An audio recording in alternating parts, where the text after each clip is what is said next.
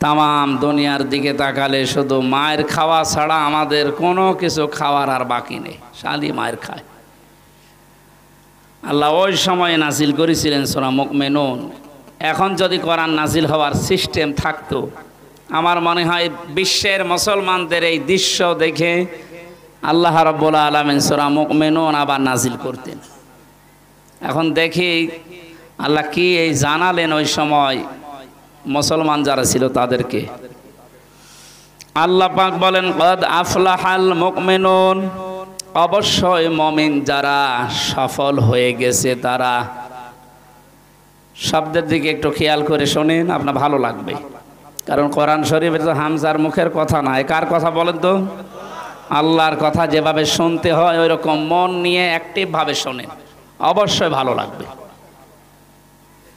আমরা আজকে খুশি আনন্দিত কোরআনে কারিমের কারণে। কোরআন বাদ দিয়ে এখানে ঐশ্বরিয়া রায় আসলেও আমরা আসতাম না। হ্যাঁ, এখানে আসতো ওই ধরনের মানুষগুলো, থার্ড ক্লাস যারা ওই সমস্ত অনুষ্ঠানে যায় তারা third class, 1 class 2nd class মানুষ ওই অনুষ্ঠানে যায় না। কারণ 1 2nd এই সমস্ত মানুষগুলো আল্লাহর জান্নাত ভরার জন্য আল্লাহ রেখে দিয়েছেন। আল্লাহ আমাদেরকে যেন দিয়ে আল্লাহর জান্নাত উদ্বোধন করেন, বলেন আমিন। বিশ্ববিদ্যালয়ে থাকাকালীন দেখেছিলাম 1-2জন বসে বাদাম খাচ্ছে, একজন আর একজনকে বাদাম দিচ্ছে আর বলছে, তোমার এই চোখের ভেতরে আমি দুনিয়ার সব দেখতে পাই। তাই এক চাচা যাচ্ছিল ওই পাশ দিয়ে, বলছে, মা আজ 3 দিন আমার ছাগল হারিয়েছে, আমি খুঁজে পাচ্ছি না। এই চোখের ভেতরে দেখো তো যে কোন জায়গায় আমার ছাগলটা আছে। ওদের দিকে তাকিয়ে মনে হচ্ছে যে ওই রকম কায়দায় গল্প করছে, দুনিয়া সব কিছু মনে হচ্ছে দেখতে পাচ্ছে। এইদিকে তাকিয়ে থাকেন, আমার চেহারা জেলখানায় যে খারাপ হয়ে গেছে, বলে অত খারাপ না। হ্যাঁ, অত খারাপ নাকি? না, দেখার মতো আছে। ভালো করে তাকিয়ে থাকেন।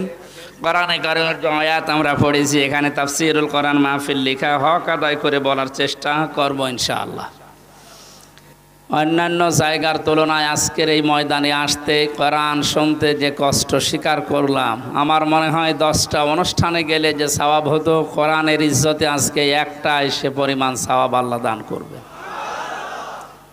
মান করাল কোরআনা ফালাহু আশরু হাসানাত। কোনো মানুষ যদি কোরআনের একটা অক্ষর তেলাওয়াত করে, কমপক্ষে তাকে আল্লাহ 10টা নেকি দান করে। ওটা বাড়াতে বাড়াতে 700 গুণ পর্যন্ত দেয় পরিস্থিতির আলোকে।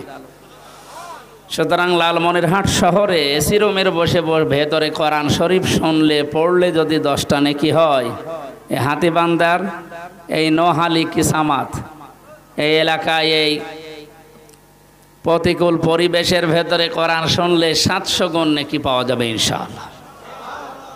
ওয়া খায়রুম মিম্মা ইয়াজমাউন। দুনিয়ার মানুষ যা পেয়ে আনন্দ করে, ওগুলো একটাও আনন্দের বিষয় না। চোখ বন্ধ হয়ে গেলে ওগুলো সব আপনার থেকে দূরে চলে যাবে। সুতরাং আনন্দের বিষয় কোরআন শরীফ। কি বলেন তো? এটা এখন আছে, 2-4 দিন পরে আর থাকবে না। কিয়ামত পর্যন্ত এটা থাকবে, কিয়ামতের পরেও থাকবে। আপনারা এমনি কথা বন্ধ করে নিয়েছিলেন, কথা বলা যাবে না ভাই, 1 ঘন্টা সময় পাচ্ছি মাত্র। গল্প হয়েছে, ওইটা আসেন এদিকে। আপনারা 2জন, হ্যাঁ হ্যাঁ আসেন আসেন।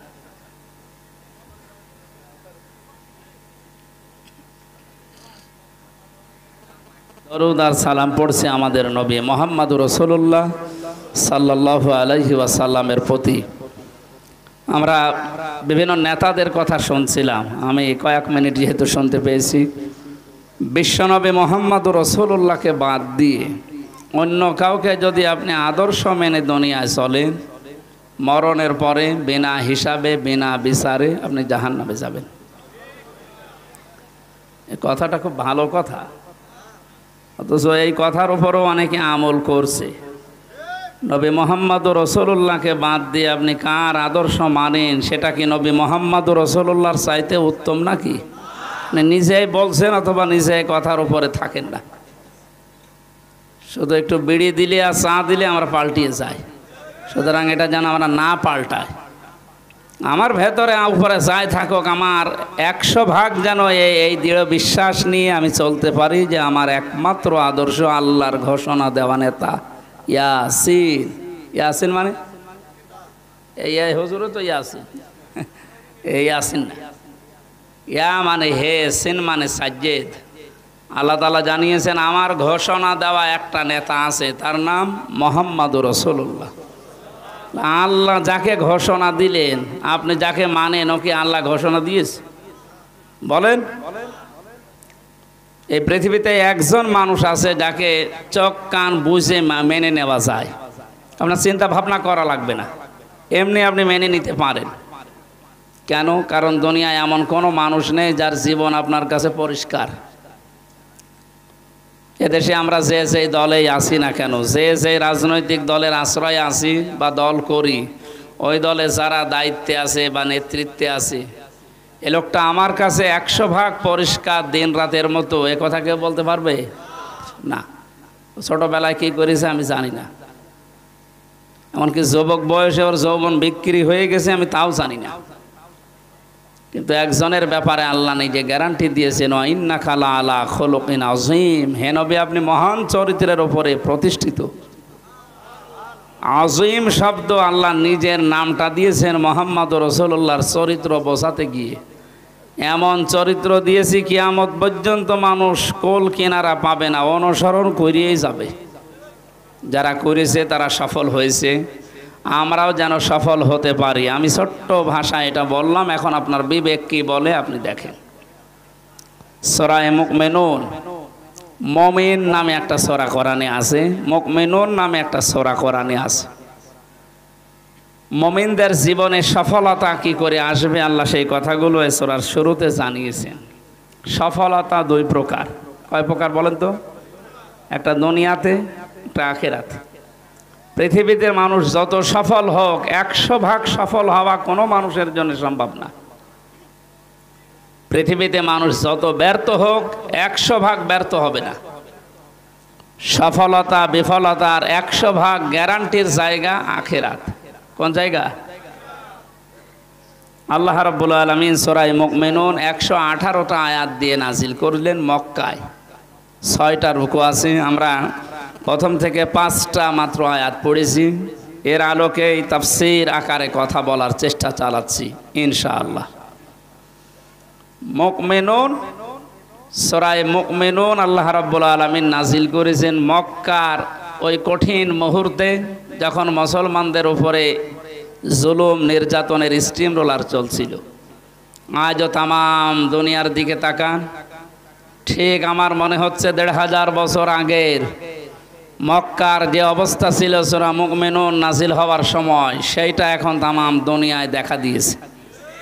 কোনো সুসংবাদ আমাদের নেই, তামাম দুনিয়ায় এখন আমাদের জন্য দুঃসংবাদ। 13 লাখ পর্যন্ত মানুষ আমাদের দেশে এসে আশ্রয় অলরেডি নিয়ে ফেলেছে মায়ানমার থেকে। ঈদের দিন পর্যন্ত বাদ যাচ্ছে না, মানুষ হত্যা হতে আছে ফিলিস্তিনে। আল্লাহ পাক বলেন, কদ আফলাহাল মুমিনুন, মুমিন যারা সফল, তারা মুমিন যারা সফল হয়ে গেছে, না হবে, হয়ে গেছে। অতীতের শব্দ দিয়েছেন আল্লাহ, মাঝি এটা পাস্ট দিয়েছেন।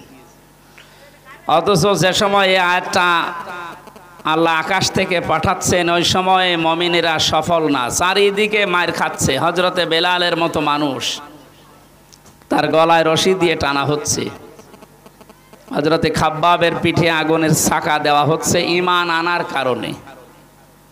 আমাদের দেশের অবস্থা যাই হোক, ঈমান এনেছি, আমি মুসলমান, এই কথা বললে মারছে, এমন পরিস্থিতি হয়েছে না। এরকম পরিস্থিতি 1500 বছর আগে ছিল যে ঈমান এনেছি এ কথা বললে মারতো, তারা অত্যাচার করত। এই কঠিন পরিস্থিতিতে আল্লাহ সান্ত্বনা দেওয়ার জন্য জানালেন, কদ আফলাহাল মুমিনুন, ঈমান যারা এনেছো আমি আল্লাহ বলছি তোমরা সফল হয়ে গেছো। আমাদের দেশে সফলতা বিফলতার মানদণ্ড আমরা মনে করি বাড়ি হবে, গাড়ি হবে, ব্যবসা প্রতিষ্ঠান বড় বড় হবে, সাবেক আইজির মতো ধরা খাবে। এটার নাম সফলতা না। এদেশে অনেক মানুষ মনে করে যে আগে লোকটা গরিব ছিল, অনার্স মাস্টার্স শেষ করার পর বা এদিকে ডিগ্রি পাশ করার পরে এমএ পাশ করার পরে একটা চাকরি পেয়েছে, এমন চাকরি 2 লাখ টাকা একবারে বেতন পায়।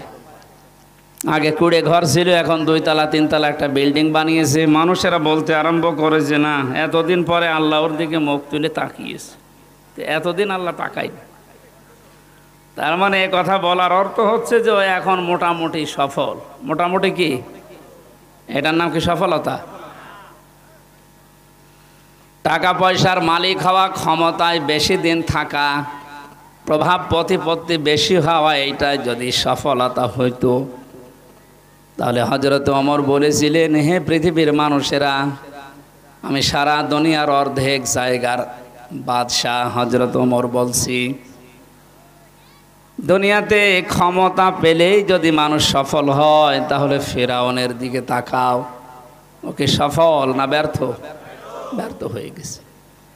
আপনি আজ পর্যন্ত, আমি অন্তত জন্মের পর থেকে শুনিনি যে কেউ এ কথা বলে যে কুকুরটা আমি ফেরাউনের নামে রাখলাম।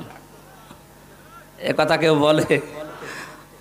অথচ লোকটা ক্ষমতায় ছিল 600 বছর। কত?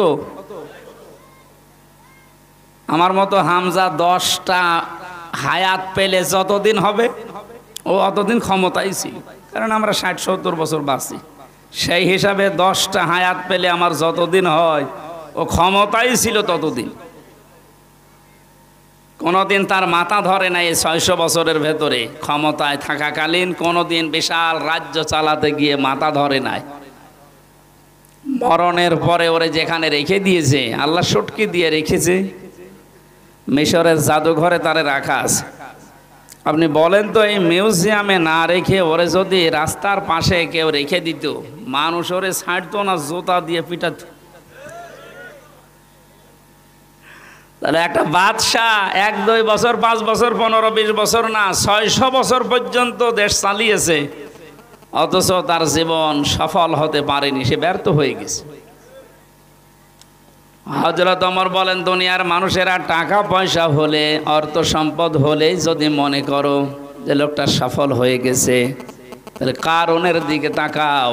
ওয়ালাকাদ ওয়াআতাইনাহু মিনাল কুনুজি মা ইন্না মাফাতিহাহু লাতানু বিল উসবাতি ইলা আখিরি আয়া।